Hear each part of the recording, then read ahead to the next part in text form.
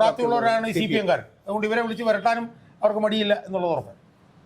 പക്ഷേ ഈ വിധി സംബന്ധിച്ച് എനിക്ക് വ്യത്യസ്ത അഭിപ്രായം ആണുള്ളത് എന്ന് പറയാനുള്ള ഒരു പ്രധാനപ്പെട്ട കാരണം എന്ന് പറയുന്നത്, ആ വനിതാ ന്യായാധിപയെ വിധി വരുന്നതിന് മുമ്പ് ഇതുപോലിട്ട് കടിച്ചു കീറുന്നത് നിയമവിരുദ്ധമാണ്, അനീതിയാണ്. ആ ജഡ്ജിയെ വലിച്ചു കീറുക എന്നുള്ളത് കൊണ്ട് നിങ്ങൾ അതിജീവിതയ്ക്കൊപ്പമാണ് എന്ന് കരുതുമെങ്കിൽ അത് മൗഢ്യമാണ്. പ്രമാദമായിട്ടുള്ള ഒരു സ്ത്രീ പീഡന കേസിലും രാഷ്ട്രീയക്കാരോ സിനിമക്കാരോ ആയിട്ടുള്ള പുരുഷന്മാർ ശിക്ഷിക്കപ്പെട്ടിട്ടില്ല. മനസ്സിലായില്ലേ? അതിൻ്റെ കാരണം എന്താ? നമസ്കാരം. നടിയെ ആക്രമിച്ച കേസിൻ്റെ വിധി ഇന്നലെ വന്നു കഴിഞ്ഞു. ദിലീപിനെ വെറുതെ വിട്ടുകൊണ്ടുള്ള ഒരു വിധിയാണ് വന്നത്. പക്ഷേ അതിനുശേഷം സമൂഹത്തിലും മാധ്യമങ്ങളിലുമൊക്കെ നടക്കുന്ന ഒരു പ്രചാരണങ്ങൾ, അതായത് ഈ വിധിയെ ഉൾക്കൊള്ളാൻ പലർക്കും കഴിഞ്ഞിട്ടില്ല. തങ്ങൾ ആഗ്രഹിക്കുന്ന രീതിയിലേക്കുള്ള വിധിയല്ല ഈ വന്നിരിക്കുന്നത് എന്നാണ് നിയമം അറിയാവുന്ന നിയമവിദഗ്ധർ പോലും, നിയമരംഗത്ത് പ്രവർത്തിക്കുന്നവർ പോലും പറയുന്നത് എന്നുള്ളതാണ്. അപ്പോൾ ഇത് യഥാർത്ഥത്തിൽ നമ്മൾ ജുഡീഷ്യറി അംഗീകരിക്കില്ലേ വേണ്ടത്? ജുഡീഷ്യറിയിൽ ഇത്തരത്തിലുള്ള ഒരു തെളിവ്, അതും രാജ്യം തന്നെ ശ്രദ്ധിച്ചൊരു കേസ്, ആ കേസിൽ വഴിവിട്ടൊരു വിധിക്ക് എന്തായാലും ന്യായാധിപ തയ്യാറാകുമെന്ന് എനിക്ക് തോന്നുന്നില്ല. കാരണം എന്തുകൊണ്ടാണ് ഇവരൊക്കെ ഈ ഒരു പ്രത്യേക രീതിയിലുള്ള ഒരു വിധി അവർ പറഞ്ഞ് ഉറപ്പിച്ചതിന് ശേഷം വീണ്ടും അതിൽ തന്നെ ആ രീതിയിലേക്ക് കാര്യങ്ങൾ വരണമെന്ന് ഈ നിയമപരിജ്ഞാനമുള്ളവർ പോലും, അത് ഈ സിനിമാ രംഗത്തുള്ള ആൾക്കാരെ നമുക്ക് വിടാം, കാരണം അത് വയറ്റിപ്പിഴപ്പിന് വേണ്ടി പറയുന്നവരാണ്. പക്ഷേ നിയമ രംഗത്തുള്ളവർ പോലും എന്തിനാണ് അത്തരം വാദങ്ങൾ ഉന്നയിക്കുന്നത്? മാധ്യമങ്ങൾ പ്രത്യേകിച്ചും, മാധ്യമങ്ങൾ ഇപ്പോഴും രഞ്ജി പണിക്കരോട് ഇന്ന് രാവിലെ ചോദിച്ചപ്പോൾ അദ്ദേഹം കൃത്യമായിട്ട് ഉത്തരങ്ങൾ നൽകിയിട്ടുണ്ട്. മാധ്യമങ്ങൾ കൃത്യമായി ഒരു പ്രത്യേക അജണ്ടയിലേക്ക് കാര്യങ്ങൾ കൊണ്ടുവരാനുള്ള, ഒരു പോയിന്റിലേക്ക് കൊണ്ടുവരാനുള്ള ശ്രമങ്ങളാണ് ഇപ്പോഴും നടത്തിക്കൊണ്ടിരിക്കുന്നത്. അതിൽ മാധ്യമങ്ങളെക്കുറിച്ച് നമുക്ക് രണ്ടാം ഭാഗത്ത് വരാമെന്ന് എനിക്ക് തോന്നുന്നു.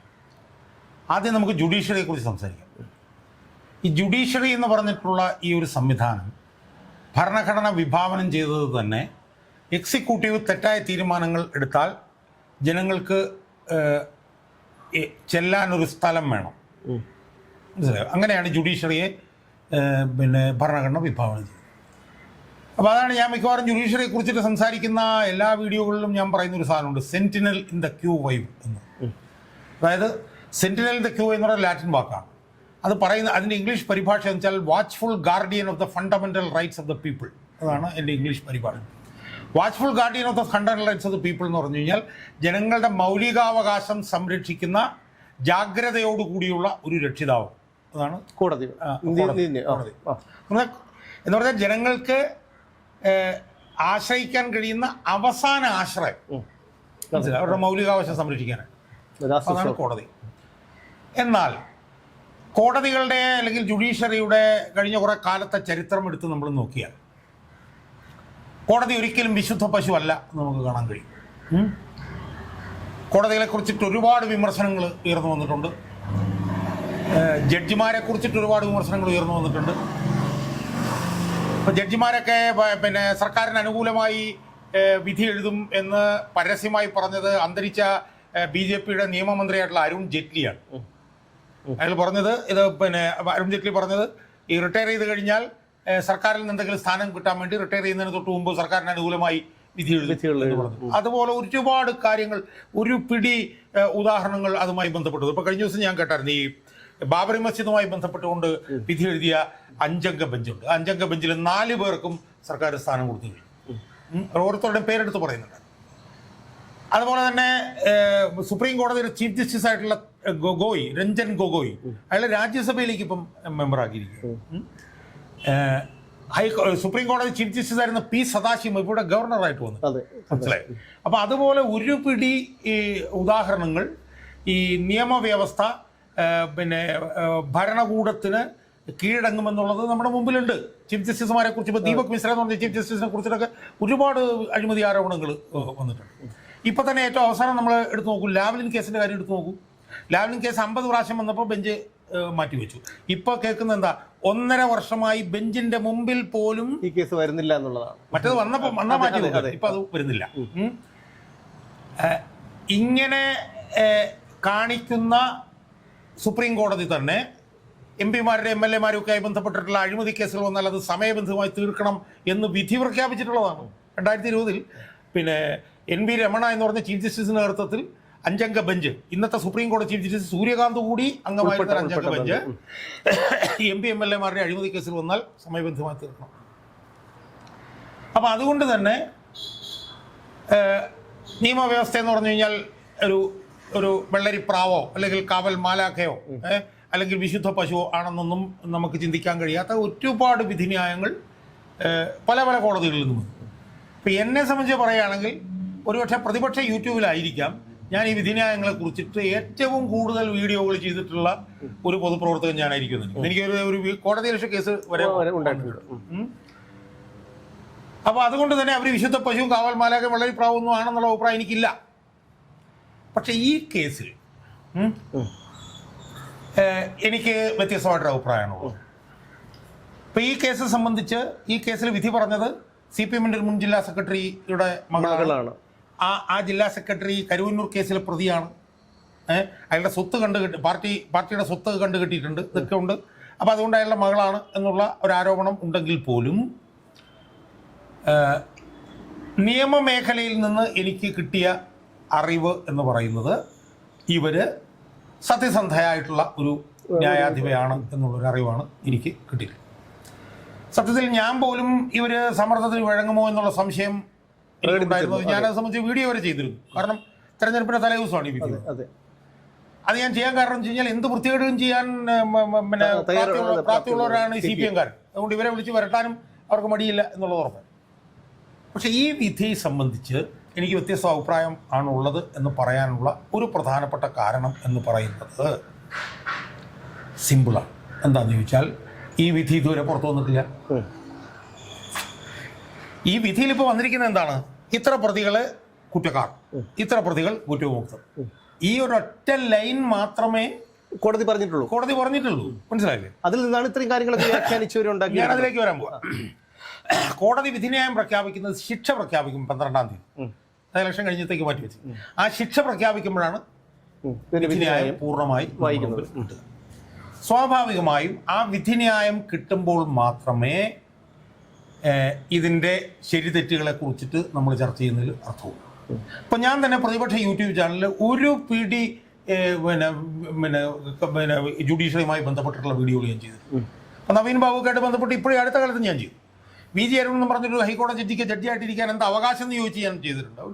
ഒരു പിടി ഞാൻ ചെയ്തിട്ടുണ്ട്. പക്ഷെ അതെല്ലാം തന്നെ ഇന്നെവിറ്റബിളിയും വിധിന്യായം വെച്ചുകൊണ്ടാണ് ഞാൻ ചെയ്തത്. മനസ്സിലായി?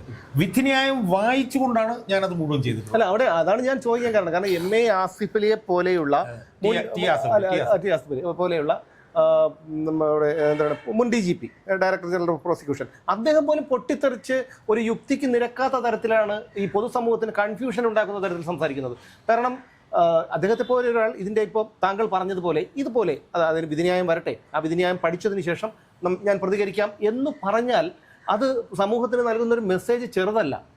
പക്ഷേ അത് ഈ മുകേഷ് ഇന്നിപ്പോൾ അദ്ദേഹം വോട്ട് ചെയ്യാൻ വന്നപ്പോഴത്തേക്ക് മാധ്യമപ്രവർത്തകർ ചോദിച്ചപ്പോൾ മുകേഷും അതുപോലെയുള്ള ഒരുപാട് സിനിമാ പ്രവർത്തകർ പോലും പറഞ്ഞത് വിധിന്യായം വരട്ടെ, വിധിന്യായം വന്നതിന് ശേഷം നമുക്കത് പറയാം എന്നുള്ളതാണ്. പക്ഷേ ഇവർക്കൊക്കെ ഒരു വ്യക്തമായിട്ടുള്ള ഒരു അജണ്ടയില്ലേ? ഇതിൽ ഞാൻ ഈ മുകേഷിൻ്റെ ഞാനത് അതിൻ്റെ കൂടെ ചേർത്ത് നോക്കുന്നില്ല, മുകേഷിനെ മറന്നിട്ടുണ്ട്. ഇവിടെ ഒരു പ്രധാനപ്പെട്ട പ്രശ്നം എന്താണ്? ഇവിടെ ഈ ഉത്തരവാദിത്വമില്ലാതെ പ്രവർത്തിക്കുന്ന ഈ ദൃശ്യമാധ്യമങ്ങളുണ്ട്.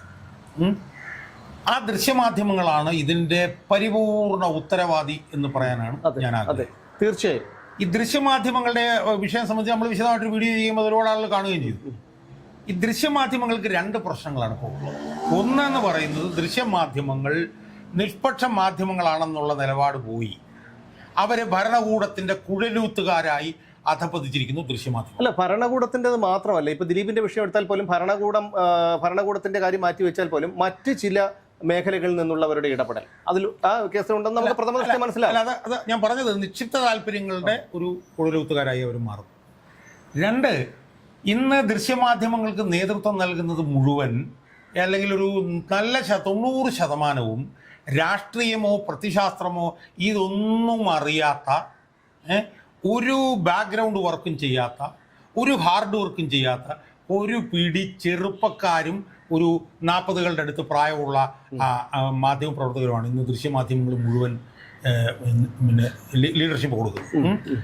ഇപ്പം എന്നെപ്പോലെ ഇപ്പം എനിക്കിപ്പോൾ 63 വയസ്സ് കഴിഞ്ഞു. എന്നെപ്പോലുള്ള ആളുകൾ ഇതുപോലുള്ള കാര്യങ്ങൾ പറയുമ്പോൾ അതിനൊരു ജനകീയ അംഗീകാരം കിട്ടുന്നത് എന്തുകൊണ്ടാണ്? ജനകീയ അംഗീകാരം കിട്ടുന്നത് എൻ്റെ ബാക്ക്ഗ്രൗണ്ടും എൻ്റെ പോരാട്ടവും അതൊക്കെ ആണെങ്കിൽ പോലും നമ്മൾ പറയുന്നത് വസ്തുനിഷ്ഠമാണ്, നമ്മൾ പറയുന്നത് കാര്യങ്ങൾ പഠിച്ചിട്ടാണ്. അതാണ് പഠിച്ച് പറയുന്നത്. അങ്ങനെ പറയുന്നു എന്നുള്ളത് കൊണ്ടാണ്. പക്ഷേ ഈ മാധ്യമങ്ങളുടെയൊക്കെ അവസ്ഥ എന്താ? ഈ മാധ്യമങ്ങളുടെ അവസ്ഥ എന്താണെന്ന് പറഞ്ഞു കഴിഞ്ഞാൽ ഒരു വിഷയം വരുമ്പോൾ ഒരു നിലപാടങ്ങ് എടുക്കുക. ഇപ്പം രാഹുൽ മാങ്കൂട്ടത്തിൻ്റെ കാര്യത്തിൽ തന്നെ അത് നമുക്ക് പിന്നീട് വേറെ എവിടെ നിന്ന് ഡിസ്കസ് ചെയ്യാവുന്നു. ഒരു സ്ത്രീ പരാതി കൊടുത്തു, ആ സ്ത്രീ പരാതി കൊടുത്തതുകൊണ്ട് ആ സ്ത്രീക്കൊപ്പം നിൽക്കണം, അതാണ് വിപ്ലവം എന്ന് പറഞ്ഞ് അങ്ങ് പോവുകയാണ്. മനസ്സിലായോ? അത് തന്നെയാണ് ഇവിടെ സംഭവിച്ചിട്ടുള്ളത്. ഇവിടെയും ഇപ്പോൾ അതിജീവതയോടൊപ്പം നമ്മൾ എല്ലാവരും അതിജീവതയോടൊപ്പമാണ്. നമ്മളാരും അതിജീവിതയ്ക്കെതിരല്ല.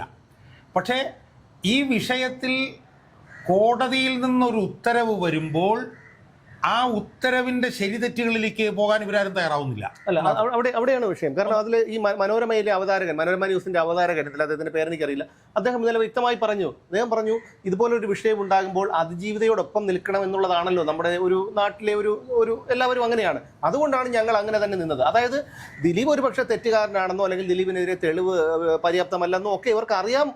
ആ അറിവ് വെച്ചുകൊണ്ട് തന്നെയാണ്, ആ ഒരു ഇത് വെച്ചുകൊണ്ടാണ് അവർ വീണ്ടും അതിജീവിതയ്ക്കൊപ്പം. അതിനകത്തുള്ളൊരു വലിയ പ്രധാനപ്പെട്ട പ്രശ്നം, ഈ അതിജീവിതയ്ക്കൊപ്പം നിൽക്കുന്നതിൽ പ്രശ്നമൊന്നുമില്ല. പക്ഷേ ഈ അതിജീവിതയ്ക്കൊപ്പം നിൽക്കുന്നു എന്നിവർ പറയുമ്പോഴും ഇവർ ഭരണകൂടത്തിൻ്റെ കുഴലൂത്തുകാരായി മാറുന്നു എന്നുള്ളത് ഇവർ കാണുന്നില്ല. കാരണം യഥാർത്ഥ പ്രതികൾ ഇതിനകത്ത് ശിക്ഷിക്കപ്പെടാതെ പോയി എന്നുള്ളതാണല്ലോ വാദം. അതാണല്ലോ ഈ ദൃശ്യമാധ്യമങ്ങളുടെ വാദം. അങ്ങനെയെങ്കിൽ അങ്ങനെ യഥാർത്ഥ പ്രതികൾ ശിക്ഷിക്കപ്പെടാതെ പോകാനുള്ള ഉത്തരവാദികളാരാ? ആ ഉത്തരവാദികൾ എന്ന് പറഞ്ഞു കഴിഞ്ഞാൽ പ്രോസിക്യൂഷനും പോലീസും അല്ലേ? അപ്പൊ യഥാർത്ഥത്തിൽ ഈ അതിജീവിതയ്ക്കൊപ്പം എന്നിവർ പറയുമ്പോൾ അതിലവർ സത്യസന്ധമായിട്ടാണ് പറഞ്ഞതെങ്കിൽ അവർ ഭരണകൂടത്തെ കുറ്റപ്പെടുത്തണം. കാരണം ഭരണകൂടം പരാജയപ്പെട്ടുകൊണ്ടാണ്. അതവർ പറയുന്നില്ലല്ലോ. അതാണ്. അപ്പം ആത്യന്തികമായി ഇവരെല്ലാ വിഷയത്തിൽ എടുക്കുന്നത് പോലെ ഈ വിഷയത്തിലും ഭരണകൂടത്തിന്റെ വെറും താങ്ങികളായി, മൂടുതാങ്ങികളായി അധപ്പതിക്കാണ് ഇവർ ചെയ്യുന്നത്. ഇനി ഇവിടെ ഈ ടി എസ് എഫ് അലിയുടെ കാര്യം കൂടി ഞാൻ പറഞ്ഞോളാം. ഇപ്പം ടി എസ് എഫ് അലി എന്നൊക്കെ പറഞ്ഞു കഴിഞ്ഞാൽ വളരെ ബഹുമാനിതനായിട്ടുള്ള ഒരു നിയമ പണ്ഡിതനാണ്. ഒരുപാട് വിഷയങ്ങളിൽ അദ്ദേഹം അഭിപ്രായം പറയാറുണ്ട്. പക്ഷേ ഇവിടെയൊക്കെ ഉണ്ടാകുന്നൊരു പ്രശ്നം എന്താണെന്നറിയാം? നമ്മൾ ഈ പ്ലേയിങ് ടു ദ ഗാലറീസ് എന്ന് പറയും. നമുക്ക് പറയുന്നത് കേട്ട് കൈയടിക്കാൻ ഇഷ്ടപ്പെട്ട് കുറച്ച് ആളുകൾ അവരുടെ കൈയടി കിട്ടാൻ വേണ്ടിയിട്ട് നമ്മൾ വർത്തമാനം പറയും. ഇത് മനസ്സിലായോ? അപ്പം പിന്നെ ദൃശ്യമാധ്യമങ്ങളുടെ അവതാരകർ എടുക്കുന്ന സമീപനത്തിന് അനുകൂലമായിട്ടുള്ള നിലപാടെടുത്തു കഴിഞ്ഞാൽ നിങ്ങളെ കൂടുതൽ ആളുകൾ കേൾക്കും, നിങ്ങൾക്ക് കൂടുതൽ സമയം സംസാരിക്കാൻ പറ്റും. അങ്ങനെയാണ് ഇവർ അതിനകത്തേക്ക് പോകുന്നത്. ഈ വിഷയം തന്നെ എടുത്തു നോക്കും. ഈ വിഷയത്തിൽ തന്നെ അസഫ് അലിക്ക് എങ്ങനെയാണ് അസഫ് അലിയെ പോലൊരു നിയമ പണ്ഡിതന് ഒരു ഓർഡർ വരാതെ സംസാരിക്കാൻ പറ്റുന്നു? കാരണം എന്താണ്? കാരണം പൊതുസമൂഹത്തെ തെറ്റിദ്ധരിപ്പിക്കുക മാത്രമല്ല, ഈ നിയമമേഖലയുടെ പോലും വിശ്വാസ്യത തകർക്കാണ് അയാൾ ചെയ്യുന്നത്. എൻ്റെ സുഹൃത്തും കൂടിയാണ്. ഒരു വനിതാ അഭിഭാഷക ഇന്നലെ നിന്നിരുന്നു ഭയങ്കര വൈകാരികമായിട്ട് പറയുന്നത് ജനങ്ങൾക്കൊപ്പമാണ് നിൽക്കേണ്ടത്, ജനങ്ങളാണ് ഈ വിധിയിൽ ഒരു വോട്ടെടുപ്പ് നടത്തിയ പോലെയായിരുന്നു അല്ലേ എന്ന് മാത്രമല്ല അതിൽ വ്യത്യസ്ത അഭിപ്രായം ഉണ്ടായിരുന്നു അതിജീവിതയ്ക്ക്. അതുകൊണ്ട് വനിതാ ജഡ്ജി മാറണമായിരുന്നു എന്നൊക്കെ പറഞ്ഞിട്ട് ഇവർ പറയുകയാണ്. ഇതിനകത്തുള്ള പ്രശ്നം അതിപ്പോൾ ഷാജിൽക്കരുടെ ഒരു വീഡിയോയിൽ ഞാൻ കേൾക്കുമായിരുന്നു. അതായത് ഇതിൻ്റെ ക്രോസ് വിസ്താരം നടന്ന സമയത്ത് അതിജീവിതയ്ക്ക് കൊടുത്തതിനേക്കാൾ കൂടുതൽ സമയം പ്രതിക്ക് കൊടുത്തു എന്നും പറഞ്ഞുകൊണ്ട് ഈ അതിജീവിത സുപ്രീം കോടതിയിൽ പോയി. സുപ്രീം കോടതി അതെടുത്ത് വലിച്ചെറിഞ്ഞു. അതിലെന്ത് യുക്തിയാണ്? ഞാൻ പറഞ്ഞു വരുന്നത് യുക്തിയില്ല എന്നുള്ളത് വ്യക്തമാണല്ലോ. പക്ഷെ അത് പറഞ്ഞുകൊണ്ട് മേൽക്കോടതിയിലേക്ക് പോവുകയാണ്. മനസ്സിലായില്ലേ? അപ്പം ഇതിനകത്തുള്ള പ്രധാനപ്പെട്ട പ്രശ്നം എന്ന് പറഞ്ഞാൽ എന്താണ്? അടിസ്ഥാനപരമായിട്ടുള്ള പ്രശ്നം, വളരെ എലിമെൻ്ററി ആയിട്ടുള്ള പ്രശ്നം എന്ന് പറഞ്ഞാൽ നമ്മുടെ മുമ്പിൽ ഈ 6 പ്രതികളെ വെറുതെ വിട്ടു, 6 പ്രതികളെ ശിക്ഷിച്ചു, ഈ 4 പ്രതികളെ വെറുതെ വിട്ടു എന്നുള്ള 2 വാചകം മാത്രമേ നമ്മുടെ മുന്നിലുള്ളൂ. നമുക്ക് നാളെ വേണമെങ്കിൽ ഈ വിധിന്യായത്തെ വിമർശിക്കാം. ചിലപ്പോൾ ഞാനും നാളെ ഈ വിധിന്യായത്തെ വിമർശിച്ചിരിക്കും. കാരണം എന്താണ്? കോടതി അംഗീകരിക്കേണ്ട തെളിവുകൾ കോടതി അംഗീകരിച്ചില്ല എന്ന് വിധിന്യായത്തിൽ നിന്ന് ബോധ്യമായാൽ, വിധിന്യായം വായിച്ചു നോക്കിയപ്പോൾ ഇന്ന വിധി, ഇന്ന തെളിവ്, അത് കോടതി എടുക്കേണ്ടതായിരുന്നു, അത് കോടതി എടുത്തിട്ടില്ല എന്ന് പറഞ്ഞാൽ നമുക്ക് വേണമെങ്കിൽ വിമർശിക്കാം. കാരണം ഇതിന്റെ വാദങ്ങൾ മുഴുവൻ ഇൻ ക്യാമറയിലായിരുന്നു, നമുക്കറിയില്ല എന്താണ് അറിയില്ല. അതിന് പകരം ആ വിധി വരുന്നതിന് മുമ്പ് ആ വിധി ആ ജഡ്ജിയെയൊക്കെ വിമർശിക്കുക എന്ന് പറഞ്ഞാൽ ഏറ്റവും ഹീനമായിട്ടുള്ള, കാരണം ഞാനിത് പറയാൻ കാരണം വെച്ചാൽ എനിക്കാണത് പറയാൻ ഏറ്റവും കൂടുതൽ അവകാശം എന്നാണ് ഞാൻ വിശ്വസിക്കുന്നത്. കാരണം വിധിന്യായങ്ങളെ ഏറ്റവും കൂടുതൽ വിമർശിച്ചിട്ടുള്ള ആൾ ഞാനാണ് എൻ്റെ വീഡിയോകളിലൂടെ. ആ ഒരു അവകാശം എനിക്കുള്ളത് കൊണ്ടാണ് ഞാൻ പറയുന്നത്. ഈ കേസിൽ ആ വനിതാ ന്യായാധിപയെ വിധി വരുന്നതിന് മുമ്പ് ഇതുപോലിട്ട് കടിച്ചു കീറുന്നത് നിയമവിരുദ്ധമാണ്, അനീതിയാണ്. ആ ജഡ്ജിയെ വലിച്ചു കീറുക എന്നുള്ളത് കൊണ്ട് നിങ്ങൾ അതിജീവിതയ്ക്കൊപ്പമാണ് എന്ന് കരുതുമെങ്കിൽ അത് മൗഢ്യമാണ്. അല്ല, അവരുടെ റേറ്റിംഗിന് വേണ്ടിയാണെന്നുള്ള കാര്യം സ്പഷ്ടമാണല്ലോ. ഇപ്പോഴും അവർ പറയുന്നത് ജഡ്ജിയെ പറയുന്നില്ല. ജഡ്ജിയെ പറയുന്നുണ്ട് എങ്കിൽ പോലും ജഡ്ജിയെ ഒരു പരിധി കഴിഞ്ഞ് വിമർശിക്കാൻ കഴിയാത്തത് കൊണ്ടായിരിക്കും ജഡ്ജിയെക്കുറിച്ച് കൂടുതൽ പറയുന്നില്ല. പ്രോസിക്യൂഷനെ പറയുന്നില്ല, പോലീസിനെ പറയുന്നില്ല. അവർ പറയുന്നത് ദിലീപിനെ, പൾസർ സുനിയെ പറയുന്നില്ല. അവർ പറയുന്നത് ദിലീപിനെ മാത്രമാണ്. ദിലീപിൽ ഊന്നിയാണ് അവരുടെ ഓരോ ചോദ്യങ്ങളും. ഇന്നിപ്പോൾ വോട്ടെടുപ്പ് നടക്കുന്നത് കൊണ്ട് പല സ്ഥലങ്ങളിലും പല സെലിബ്രിറ്റികളും രാഷ്ട്രീയ രംഗത്തുള്ളവരും സിനിമാ രംഗത്തുള്ളവരും ഒക്കെ വോട്ട് ചെയ്യാനായി വരുന്നുണ്ട്. അപ്പോൾ അവരോടൊക്കെ ഇവർ ചോദിക്കുന്ന ചോദ്യം ഇത്തരത്തിലുള്ളതാണ്. അത് ദിലീപിനെ മാത്രം എയിം ചെയ്തുകൊണ്ടുള്ള ഒരു പോക്കാണ് മുന്നോട്ട് ഇപ്പോൾ അവർ. ശരിക്കും ഇതിനകത്ത് സംഭവിച്ചിട്ടുള്ളത് എന്താ? ശരിക്കും ഇതിനകത്ത് സംഭവിച്ചത് ആ ADGP ആയിട്ടുള്ള ബി സന്ധ്യ എന്ന് പറഞ്ഞ ആ വനിതയുടെ ഏറ്റവും തെറ്റായിട്ടുള്ള ഒരൊറ്റ സമീപനം കൊണ്ടാണ് പിന്നെ ഇതിൽ പിന്നെ ഈ നിലയിലേക്ക് കാര്യങ്ങൾ പോയിട്ടുള്ളത്. അവര് സർക്കാരും, ഞാൻ വിശ്വസിക്കുന്നത് അവർ സർക്കാരുമായിട്ട് ചേർന്ന് നടത്തിയിട്ടുള്ള ഗൂഢാലോചനയുടെ ഭാഗമായിട്ടാണ് ഈ വിധി. അവരിപ്പോ സർവീസിൽ നിന്ന് വിരമിച്ചതിന് ശേഷം ഒരു സ്ഥാനത്ത് അവർക്ക് കൊടുത്തിരിക്കുകയാണ്. അപ്പം ദിലീപാണോ അല്ലയോ എന്നുള്ളത് സംബന്ധിച്ചിട്ടുള്ള കൃത്യമായ തെളിവുകൾ ശേഖരിക്കാതെ ആദ്യം ദിലീപാണെന്ന് തീരുമാനിക്കുന്നു. ഇപ്പൊ പറഞ്ഞു കേൾക്കുന്ന പറഞ്ഞു കഴിഞ്ഞാൽ ആദ്യത്തെ 4-5 മാസക്കാലം അതിജീവിത പോലും ദിലീപിനെ വിമർശിച്ചിരുന്നില്ല എന്നുള്ള നിലയിലുള്ള വാർത്തകളൊക്കെ പറയുന്നുണ്ട്. അപ്പൊ അതുകൊണ്ട് ഈ വിഷയത്തിൽ ദിലീപിനെ പ്രതിസ്ഥാനത്ത് നിർത്താൻ തീരുമാനിക്കുന്നു. ആ പ്രതിസ്ഥാനത്ത് നിർത്തുന്നതിന് വേണ്ടിയിട്ടുള്ള തെളിവുകൾ നിർമ്മിച്ച് കൊണ്ടിരുന്നു. അത് ചീട്ടുകൊട്ടാരം പോലെ തകരുന്നു. അത് തകരുമ്പോൾ അതിജീവിതയെ പിന്തുണയ്ക്കുന്നവർ പറയേണ്ടത് എന്താ? അതിജീവിതയെ പിന്തുണയ്ക്കുന്നവർ പറയേണ്ടത് പിന്നെ ഈ പോലീസും പ്രോസിക്യൂഷനും കൂടെ ചേർന്നിട്ടാണ് ഈ കേസ് അട്ടിമറിച്ചത്. അവർ വേണേൽ ദിലീപ് കുറ്റമുക്തനായെന്ന് അവർ വിമർശനപരമായി തന്നെ പറഞ്ഞു. അതിൽ കുഴപ്പമില്ല. ആ കുറ്റമുക്തനാവാനുള്ള പ്രധാനപ്പെട്ട കാരണം ഈ ദിലീപിനെതിരെ തെളിവുണ്ടായിരുന്നെങ്കിൽ തന്നെ ആ തെളിവുണ്ടാക്കാതെ മനഃപൂർവ്വം പ്രതിയെ തീരുമാനിച്ചു കഴിഞ്ഞിട്ട് തെളിവിൻ്റെ പുറകെ പോകും. അതാ അനിൽ ഉമ്മാനെ ഒരു സ്ഥലത്ത് ഒരിടത്ത് പറയുന്നു, ഒരു ആപ്തവാക്യമുണ്ട് പോലും. നിങ്ങൾ എത്ര സംശയം നിങ്ങൾക്കുണ്ടെങ്കിലും, ഒരാളെ കുറിച്ചിട്ട് നിങ്ങൾക്ക് എത്രത്തോളം സംശയം ഉണ്ടെങ്കിലും അത് തെളിവിന് പകരമാവില്ല എന്ന് പറഞ്ഞിട്ട് അതാണ് ഇവിടെ സംഭവിച്ചിട്ടുള്ളത്. വലിയ തോതിലുള്ള സംശയം അയാൾക്കെതിരെ. അല്ല, താങ്കൾ ഇന്നലെ പറഞ്ഞതുപോലെ നൈന സഹ്നി വധക്കേസിൽ ജഡ്ജി കോടതി പറഞ്ഞതാണല്ലോ, നിങ്ങളാണ് ചെയ്തതെന്ന് ഞങ്ങൾക്കറിയാം, പക്ഷെ തെളിവില്ല. ഇപ്പൊ അനിൽ ഇമ്മാനുവൽ തന്നെ പറയുന്ന വേറൊരു കാര്യം ഞാൻ കേട്ടു. അതായത് പൾസർ സുനി പിന്നെ ജയിലിൽ നിന്ന് കത്തയക്കുന്നു. ആ കത്തിലാണല്ലോ ദിലീപേട്ട അത് എന്നോട് പറഞ്ഞില്ലെങ്കിൽ ഇത് തരാനുള്ള പൈസ തന്നില്ലെന്ന് പറഞ്ഞിട്ട് അതാണല്ലോ പിന്നീട് ഒരു വലിയ തെളിവിൻ്റെ ഇതിലേക്ക് പോകുന്നത്. ആ സമയത്ത് ദിലീപ് 3-4 പ്രാവശ്യം പോലീസിന് പരാതി കൊടുത്തു എന്നാണ് പിന്നെ അനിൽ ഇമ്മാനുവൽ പറയുന്നത്. ജയിലിൽ നിന്ന് ഭീഷണിപ്പെടുത്തി എന്ന് പറഞ്ഞു. അതിൻ്റെ ലോകനാഥ് ബെഹ്റയെ ഫോൺ ചെയ്തതിൻ്റെ കോൾ റെക്കോർഡ്സ് വരെ വന്നതാണ്. ഏതോ ഒരു സിനിമാ സംവിധായകൻ വഴി പരാതി കൊടുത്തു. ഈ ലോകനാഥ് ബെഹ്റ ഏതോ ഒരു സിനിമയുടെ ഡിങ്കൻ എന്ന് പറഞ്ഞൊരു സിനിമയുടെ സെറ്റിൽ വന്നപ്പോൾ നേരിട്ട് പരാതി പറഞ്ഞു. എന്നിട്ട് ലോകനാഥ് ബെഹ്റയെ വിളിച്ചിട്ട് അന്വേഷണ സംഘം മൊഴിയെടുത്തിട്ടും ലോകനാഥ് ബെഹ്റയെ ഇയാളിങ്ങനെ ഇവനെതിരെ പരാതി കൊടുത്തോ ഇല്ലയോ എന്നുള്ള വിഷയം പോലീസ് മറച്ചു വെച്ചിട്ട് പോലീസ് അത് സീൽഡ് കവറിലാണ് കോടതിയിൽ കൊടുത്തതാണ് മല്ലൂർ. അപ്പം യഥാർത്ഥത്തിൽ ഈ ഇവിടുത്തെ ഈ മാധ്യമ പുങ്കവന്മാർ ചെയ്യുന്നത് എന്താ? അവർക്ക് ഇതിൽ അതിജീവിതയ്ക്ക് അനുകൂലമായിട്ടുള്ള തീരുമാനം വരണം എന്നല്ല അവരുടെ താല്പര്യം. അതിന് പകരം ഒരു സെലിബ്രിറ്റി നടനെ പിന്നെ ഇതിൻ്റെ പ്രഭവ കേന്ദ്രമാക്കി നിർത്തിയാൽ അവർക്ക് കുറേ വ്യൂവർഷിപ്പ് കിട്ടും. അതിനുവേണ്ടി അവർ ചെയ്തത് എന്താ? ഇനിയിപ്പോൾ ഞാൻ പറഞ്ഞില്ല, ഇപ്പോൾ എന്നെ സംബന്ധിച്ചിടത്തോളം ഈ സെലിബ്രിറ്റി നടനെ ഇതിനകത്ത് പങ്കില്ലായിരുന്നു എന്നൊന്നും എനിക്ക് അഭിപ്രായമില്ല. അയാൾക്ക് പങ്കുണ്ടാവാനുള്ള സാധ്യത ഉണ്ടെന്ന് തന്നെയാണ് ഞാൻ ഇപ്പോഴും വിശ്വസിക്കുന്നത്. ഇപ്പോഴും എൻ്റെ വിശ്വാസം അങ്ങനെ തന്നെയാണ്. കാരണം പണക്കാരനും സ്വാധീനമുള്ളവനും ഒക്കെ അനുസരിച്ച് വഴങ്ങുന്ന ഒരു ക്രിമിനൽ ജസ്റ്റിസ് ഡെലിവറി സിസ്റ്റമാണ് നമുക്ക് ഇവിടെ ഉള്ളത്. ഇപ്പോൾ ഉദാഹരണത്തിന് 28 പേര് മൊഴിമാറ്റി. ആ മൊഴിമാറ്റിയവരെ ശിക്ഷിക്കാനുള്ള നിയമം ഇവിടെ ഉണ്ട്. അവരെ ശിക്ഷിക്കുന്നില്ല. അതുപോലെ തന്നെ justice delayed is justice denied എന്ന് പറഞ്ഞ പോലെ ഇത് 8 വർഷം നീണ്ടുപോയ സമയത്ത് നീണ്ടുപോയതിന് ഈ പറയുന്ന കുറ്റാരോപി തന്നെ അല്ല ഞാൻ പറഞ്ഞ whatever it may be നീണ്ടുപോയി. അതിപ്പം ഇരയായിക്കോട്ടെ പ്രതി ആയിക്കോട്ടെ ആര് നീട്ടിയാലും നീണ്ടുപോകാൻ പാടില്ലായിരുന്നു. ഇത്ര നീണ്ടുപോയപ്പോഴത്തേക്കും പിന്നെ സാക്ഷിയെ സ്വാധീനിക്കാനൊക്കെ ഒരുപാട് സാഹചര്യങ്ങൾ കിട്ടി. എന്തൊക്കെ പറഞ്ഞാലും ഇതിൽ പ്രതിസ്ഥാനത്ത് നിൽക്കുന്ന ആൾ, അയാൾക്കെതിരെ തെളിവുണ്ടെങ്കിലും അയാളൊരു വലിയ സ്വാധീന ശക്തി ആയിരുന്നു എന്നുള്ളതൊരു വസ്തുതയാണ്. ആ സ്വാധീന ശക്തി ആയതുകൊണ്ടാണ് അയാൾക്ക് സുപ്രീം കോടതിയിൽ ഈ മുകുൾ റോത്തഗി ഈ ഉൾപ്പെടെയുള്ള ആളുകളെ കൊണ്ടുവരാൻ വേണ്ടിയിട്ട് കഴിയുന്നത്. അപ്പോൾ നമ്മൾ നമ്മുടെ നീതിന്യായ വ്യവസ്ഥ എടുത്ത് നോക്കിയാൽ ആ നീതിന്യായ വ്യവസ്ഥ സംബന്ധിച്ച് എന്തൊക്കെ പറയുന്നുണ്ടെങ്കിലും ആ നീതിന്യായ വ്യവസ്ഥയുടെ നേട്ടം ആത്യന്തികമായി പണക്കാരനും സ്വാധീനമുള്ളവനും അനുകൂലമാണെന്നുള്ളതിന് എത്ര തെളിവുകളാണ് നമ്മുടെ മുന്നിലുള്ളത്? ഏറ്റവും പുതിയ തെളിവ് ഏറ്റവും പുതിയ തെളിവ് നമ്മൾ ഇപ്പോൾ സിദ്ദിഖിൻ്റെ കാര്യം നമ്മൾ എടുത്തു നോക്കൂ. എത്ര ഭീകരമായിട്ടാണ് അയാൾക്കെതിരെ അന്ന് ഒരു സ്ത്രീ വന്നിട്ട് പരസ്യം അതിഭീകരമായിട്ടാണ് പറഞ്ഞത്. അതിലയാൾ പുലികൊല നടക്കുകയാണ്.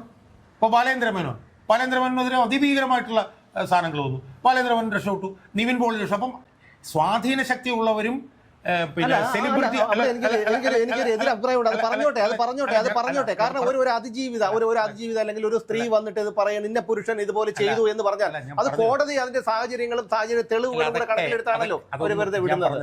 അങ്ങനെ ഇപ്പോഴും പുരുഷന്മാരെ സ്ത്രീ പറയുന്നത് മുഴുവൻ ശരിയാണ്, പുരുഷന്മാർ പറയുന്നത് മുഴുവൻ തെറ്റാണ്, പുരുഷന്മാരെല്ലാം പീഡകരാണ് ചിന്തിക്കരുത്. അതിന് മറുവശവും കൂടിയുണ്ട്. ആ മറുവശവും കൂടി പറയണം.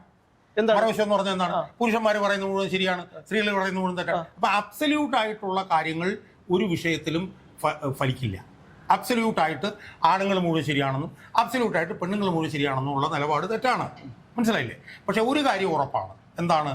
സ്വാധീന ശക്തിയുള്ളത് നല്ല ശതമാനവും പുരുഷന്മാരാണ്. രാഷ്ട്രീയത്തിലും സ്വാധീന ശക്തിയുള്ളത് പുരുഷന്മാർക്കാണ്. പിന്നെ സിനിമയിലും സ്വാധീന ശക്തിയുള്ളത് പുരുഷന്മാർക്കാണ്. പണമുള്ളത് പുരുഷന്റെയിലാണ്.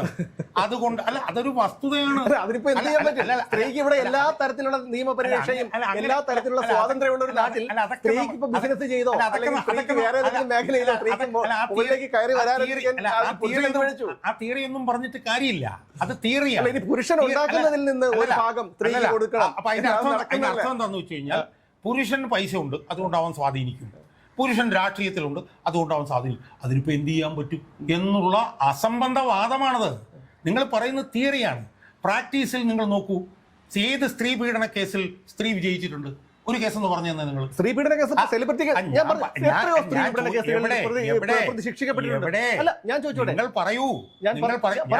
എനിക്ക് സമയം തരും, ഞാൻ പറയാം. അതായത് നമ്മുടെ കേരളത്തിൽ നിരവധി പീഡനങ്ങൾ നടക്കുന്ന ഒരു സംസ്ഥാനമാണ് നമ്മുടെ കേരളം. അവിടെ പ്രതികൾ ശിക്ഷിക്കപ്പെട്ടിട്ടില്ല എന്ന് താങ്കൾ പറഞ്ഞാൽ എനിക്ക് ഓർത്തെടുത്ത് പറയാൻ തക്ക ഞാൻ ഇനി അങ്ങനെ ഒന്നും ചോദിക്കുന്നില്ല. നിങ്ങൾ ഓർത്തെടുക്കണമെന്നും ഞാൻ പറയുന്നില്ല. പക്ഷെ പ്രമാദമായ ഏത് സ്ത്രീ പീഡന കേസിൽ ഇര ജയിച്ചിട്ടുണ്ട് ഒന്ന് പറഞ്ഞു തന്നെ. പ്രമാദമായിട്ടുള്ള കേസ് പറയൂ, താങ്കൾ പറയൂ, ഞാൻ പറയാം. എത്രയോ കേസുകൾ പറയൂ. ഐസ്ക്രീം പാർലർ കേസ് മുതൽ, വിതുര കേസ് മുതൽ, കിളിരൂർ കേസ് മുതൽ, കവിയൂർ കേസ് മുതൽ, ഒരു 100,000 കേസുമാണ് ഞാൻ പറഞ്ഞുതരാം. അല്ല ശരിയാണ്, അത് താങ്കൾ പറയുന്നത് വളരെ ശരി. ഞാൻ പറഞ്ഞ രാഷ്ട്രീയക്കാരുടെ കാര്യം, രാഷ്ട്രീയക്കാരുടെ മാറ്റി വയ്ക്കൂ. ഞാൻ പറഞ്ഞ പ്രതികൾ ശിക്ഷിക്കപ്പെട്ടിട്ടുണ്ട്. ഇല്ല, അതൊക്കെ പൊട്ട തെറ്റാണെന്ന് അറിയാൻ പാടില്ലെങ്കിൽ തർക്കിക്കരുത്. അറിയില്ല. ഐസ്ക്രീം പാർലർ കേസ് അല്ലെങ്കിൽ സൂര്യനെല്ലി കേസിൽ ശിക്ഷിക്കപ്പെട്ടില്ല. സൂര്യനെല്ലി കേസിൽ ശിക്ഷിക്കപ്പെട്ടു. സൂര്യനെല്ലി കേസിൽ ശിക്ഷിക്കപ്പെട്ടെങ്കിലും ശിക്ഷിക്കപ്പെട്ടത് ആരാ? വളരെ ഇടനിലയിലുള്ള ഏറ്റവും താഴെത്തട്ടിലുള്ള ചില കോൺഗ്രസ് നേതാക്കന്മാര്, അവരാണ് ശിക്ഷിക്കപ്പെട്ടിട്ടുള്ളത്. പ്രമാദമായിട്ടുള്ള ഒരു സ്ത്രീ പീഡന കേസിലും രാഷ്ട്രീയക്കാരോ സിനിമക്കാരോ ആയിട്ടുള്ള പുരുഷന്മാർ ശിക്ഷിക്കപ്പെട്ടിട്ടില്ല. മനസ്സിലായില്ലേ? അതിന്റെ കാരണം എന്താ? അവരുടെ കയ്യിൽ പണവും ഇല്ല, സ്വാധീനവും ഇല്ല, ഒരു ചുക്കുമില്ല. ഇപ്പൊ ഈ കേസിൽ തന്നെ നമ്മൾ എടുത്ത് നോക്കും. നമ്മൾ ഇന്നലെ ചർച്ച ചെയ്തതല്ലേ, ആരാണ് അതിജീവിതയുടെ അഭിഭാഷക? അതാണ്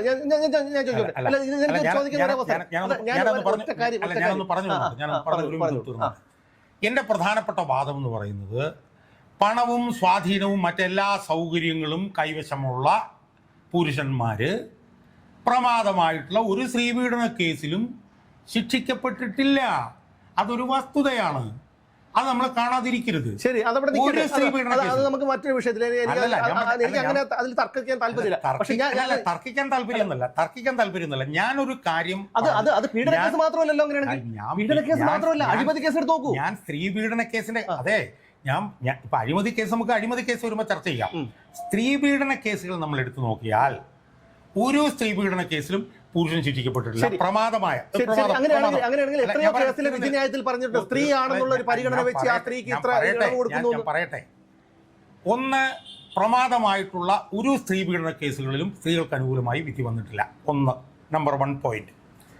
നമ്പർ 2, അതിൻ്റെ അർത്ഥം എല്ലാ കേസിലും സ്ത്രീകൾ ആണ് ശരി, പുരുഷന്മാരാണ് തെറ്റ് എന്നല്ല, എന്ന് ഞാൻ പറഞ്ഞിട്ടില്ല. ഇപ്പോൾ തന്നെ നമ്മൾ ചർച്ച ചെയ്യുന്ന പല കാര്യങ്ങളിലും, ഇപ്പോൾ രാഹുൽ മാങ്കൂട്ടത്തിൻ്റെ കാര്യത്തിലൊക്കെ സ്ത്രീകളുടെ ഭാഗത്തുനിന്നും തന്നെയാണ് പെശക് ഉണ്ടായിട്ടുള്ളതെന്ന് വിശ്വസിക്കുന്ന ആളാണ് ഞാൻ. അതുകൊണ്ട് എനിക്ക് അതിനകത്ത് അബ്സല്യൂട്ടായിട്ടുള്ളൊരു നിലപാടില്ല. പക്ഷേ പ്രമാദമായ രാഷ്ട്രീയക്കാരാവട്ടെ സിനിമാ നടന്മാരാവട്ടെ പിന്നെ പ്രതികളായിട്ടുള്ള സ്ത്രീപീഡന കേസുകളിൽ ഒരെണ്ണത്തിൽ പോലും ഇപ്പം പിന്നെ സിദ്ദീഖിൻ്റെ കാര്യത്തിൽ എന്താ സംഭവിച്ചത്? സിദ്ദീഖിൻ്റെ കാര്യത്തിൽ സുപ്രീം കോടതി ചെന്നു, മുകുൾ റോത്തഗിയാണ് അവിടെ വാദിച്ചത്. അതെ അതെ, അയാൾ ഇതുപോലെ കേസിൽ പെടുമ്പോ അയാൾ പിന്നെ കൈയും കെട്ടി നിൽക്കോ? അതെ, അതാണ് പ്രശ്നം. അപ്പൊ അയാള് പൈസ ഉള്ളതുകൊണ്ട് ലൈംഗികമായി പീഡിപ്പിക്കും. മനസ്സിലായില്ല? അതാണ് നിങ്ങൾ പറഞ്ഞത്. അതൊക്കെ പറഞ്ഞു നിങ്ങൾ പറയുന്ന വാദം എന്ന് പറഞ്ഞാൽ എന്താ?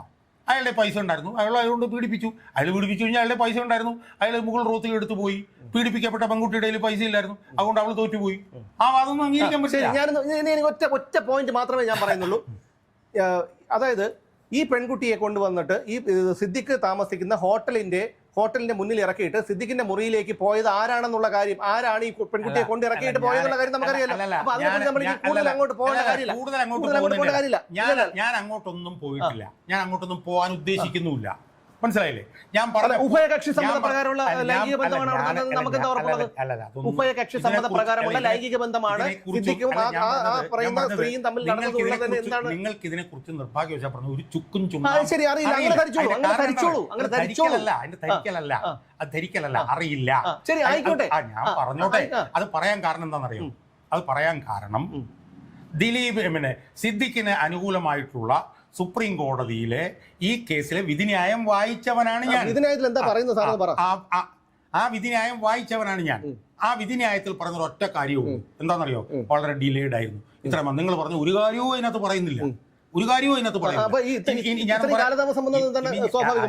പറഞ്ഞു നിങ്ങൾ വേറൊരു ന്യായമല്ലേ നേരത്തെ പറഞ്ഞത്, അത് വിട്ടു. അപ്പൊ ഫലത്തിൽ പണമുള്ള പുരുഷന്മാരാണ് ഈ പ്രമാദമായ കേസുകളിലെല്ലാം രക്ഷപ്പെട്ടു പോകുന്നത്. മനസ്സിലായി? അങ്ങനെ രക്ഷപ്പെട്ടു പോകുന്നു എന്നുള്ളത് കൊണ്ട് അത് അവരുടെ അവകാശമാണ്, അവരുടെ കയ്യിൽ കാശുള്ളതുകൊണ്ടാണ്, അവരുടെ കയ്യിൽ സ്വാധീനമുള്ളതുകൊണ്ടാണെന്ന് പറഞ്ഞാൽ അംഗീകരിച്ചു തരാൻ പറ്റില്ല. കാരണം എന്താണെന്നറിയോ? 5 വർഷക്കാലം VS അച്യുതാനന്ദനോട് ജോലി ചെയ്ത ഒരാളാണ് ഞാൻ. പല സ്ത്രീപീഡന കേസുകളിലും VS അച്യുതാനന്ദന്റെ കൂടെ ഒന്ന് ഫൈറ്റ് സുഹൃത്തെ, ഞാൻ പറയുന്നത് നിങ്ങൾ കേൾക്ക്. നിങ്ങൾ അങ്ങനെയൊക്കെ അങ്ങ് പോകാതെ ഞാൻ പറയുന്നതിന് മറുപടി പറഞ്ഞു പോകൂ. മനസ്സിലായി? അങ്ങനെയാണ് ഇങ്ങനെ, അതിനാണ് ഇംഗ്ലീഷ് വാട്ട് അബൌട്ട് എന്ന് പറയുന്നത്. എന്തെങ്കിലും ചോദിച്ചു കഴിഞ്ഞാൽ അത് അങ്ങനല്ലേ, അതിങ്ങനെ അങ്ങനെയല്ല. ഞാൻ ചോദിച്ചതിന് മറുപടി പറയും. ഞാൻ ഒരുപാട് സ്ത്രീപീഡന കേസുകളിൽ അന്ന് അച്യുതാനന്ദനൊപ്പം നിന്ന് ഫൈറ്റ് ചെയ്തിട്ടുള്ളതാണ്. അച്യുതാനന്ദൻ കൊണ്ടുവന്ന സ്ത്രീപീഡന കേസുകളിൽ ഏറ്റവും പ്രധാനപ്പെട്ട 2 കിളിരൂരും കവിയൂരുമായിരുന്നു. ആ കിളിരൂരിലും കവിയൂരിലും അച്യുതാനന്ദന്റെ പാർട്ടിക്കാർ തന്നെയാണ് ആയിരുന്നു പ്രതികൾ. ഒരു ചുക്കും നടന്നില്ല, ഒരു പുല്ലും നടന്നില്ല. ഐസ്ക്രീം പാർലർ കേസിൽ 17 വർഷം VS അച്യുതാനന്ദൻ ഫൈറ്റ് ചെയ്തു, ഒരു പുല്ലും നടന്നില്ല. കാരണം 100 അച്യുതാനന്ദന്മാരെ കൈകാര്യം ചെയ്യാനുള്ള സ്വാധീനവും പണവും ഉള്ള ആളാണ് കുഞ്ഞാലിക്കുട്ടി. മനസ്സിലായി? അതൊന്ന്. 2, അബ്സല്യൂട്ടായിട്ടുള്ള നിലപാട് കൊണ്ടൊന്നും ഒരു സ്ഥലത്തും വിജയിക്കില്ല. മനസ്സിലായില്ലേ? നിങ്ങളെക്കാൾ ശക്തമായി സോളാർ കേസ് പൊതുമണ്ഡലത്തിൽ അവതരിപ്പിച്ചിട്ടുള്ളവനാണ് ഞാൻ.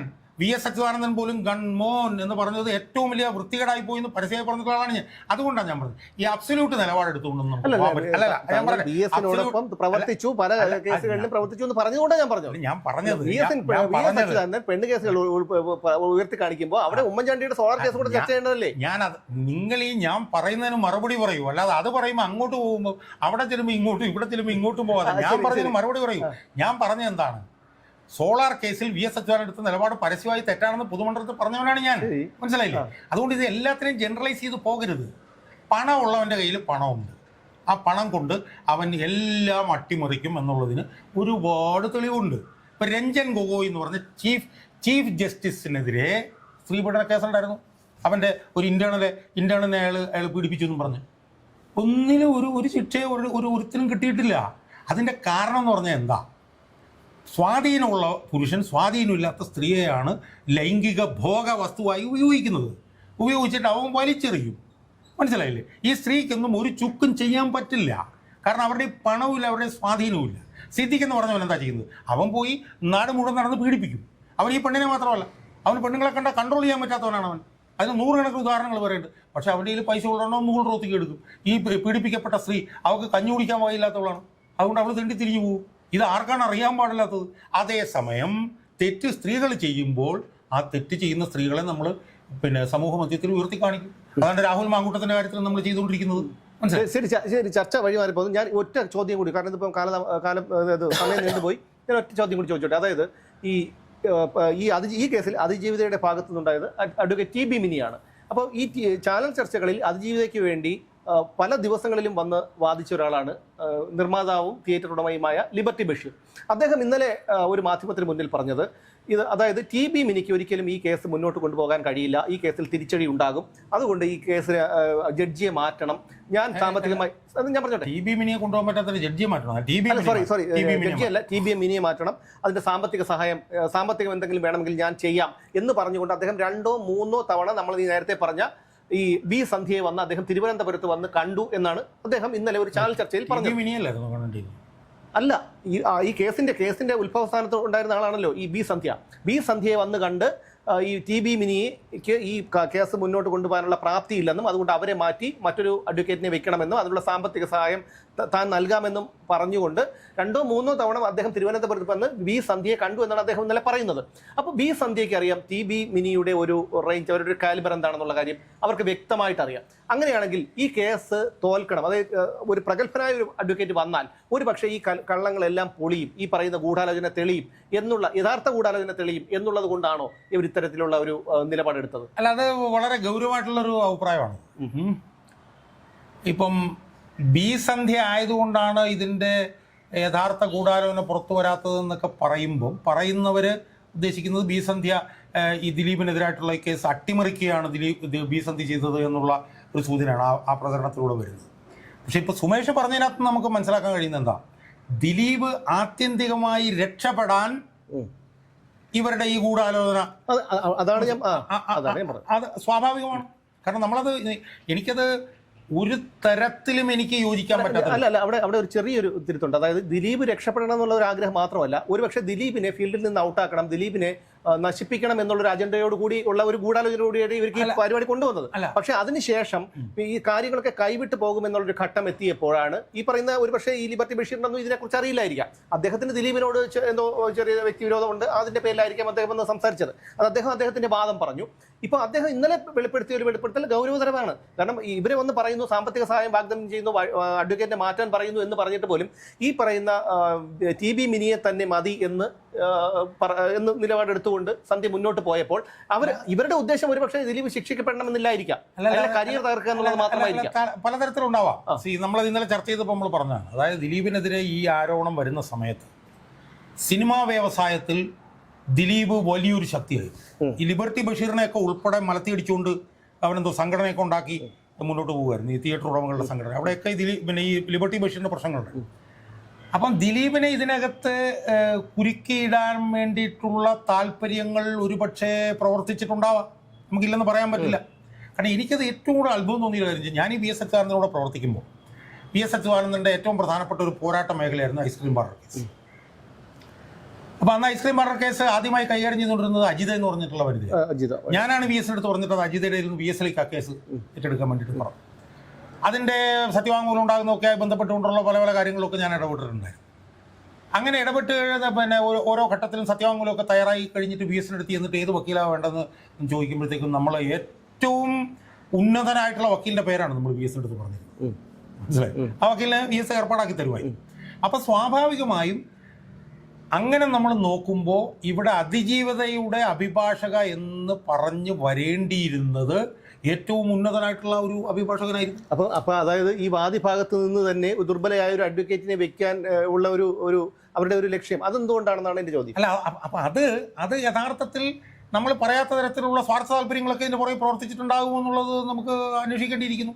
ഇതിപ്പം ടി ബി വിനിയുടെ കാര്യം മാത്രമല്ല, ഇതിന്റെ പ്രോസിക്യൂട്ടറുടെ കാര്യം തന്നെ നമ്മൾ നോക്കും. അജയകുമാർ എന്ന് പറയുന്ന ഒരു സാധാരണ മനുഷ്യൻ ടി വി ചാനലിലൊക്കെ പോയി ടി വി ചാനലിൽ പോലും അദ്ദേഹം എത്ര ഇതായിട്ടാണ് അദ്ദേഹം വന്ന് വിഡ്ഢിത്തങ്ങൾ വിളമ്പുന്നത്. അത് സാധാരണക്കാരനായ ഒരു കാഴ്ചക്കാരന്, നിയമപരിജ്ഞാനമില്ലാത്ത ഒരു കാഴ്ചക്കാരന് പോലും അദ്ദേഹം പറയുന്നതിന് ഒരു യുക്തിയിലെന്ന് മനസ്സിലാകുമായിരുന്നു. അപ്പൊ ഏത് നിലയിലുള്ള സ്വാർത്ഥ താല്പര്യങ്ങളും നിക്ഷിപ്ത താല്പര്യങ്ങളുമാണ് ഇതിന്റെ പുറകിൽ പ്രവർത്തിച്ചത് എന്നുള്ളത് സംബന്ധിച്ച് നമുക്ക് കൃത്യമായിട്ടുള്ള ഒരു ഉത്തരം കിട്ടാത്ത നിലയിലാണ് ഇതിൻ്റെ കാര്യങ്ങൾ പോകുന്നത്. ഒരു കാര്യം ഉറപ്പാണ്, സംസ്ഥാന സർക്കാരിനെ സംബന്ധിച്ചിടത്തോളം അവർ ദിലീപിനെ ഇതിനകത്തേക്ക് കൊണ്ടുവന്നത് അയാൾ ഇതിനകത്ത് കുറ്റം ചെയ്തിട്ടുണ്ട്, അയാൾ ശിക്ഷിക്കപ്പെടണം എന്നുള്ള ഒരു ലക്ഷ്യം വെച്ചേ അല്ല എന്നുള്ള കാര്യത്തിൽ ആരും തർക്കമില്ല. അവർക്ക് ജനശ്രദ്ധ കിട്ടണം, സ്ത്രീ സുരക്ഷയിൽ ഞങ്ങൾ എന്തൊക്കെയോ ചെയ്തെന്ന് വരുത്തണം എന്നുള്ളത് മാത്രമായിരുന്നു. രണ്ട്, ഇപ്പം ഇന്ന് രാവിലെ എൻ്റെ ഭാര്യ എന്നോട് പറയും, ഒരുപാട് കൊലപാതക കേസുകൾ ഉണ്ടല്ലോ CPM, അതിനൊക്കെ എത്ര കോടി രൂപ മുടക്കിയിരിക്കുന്നു.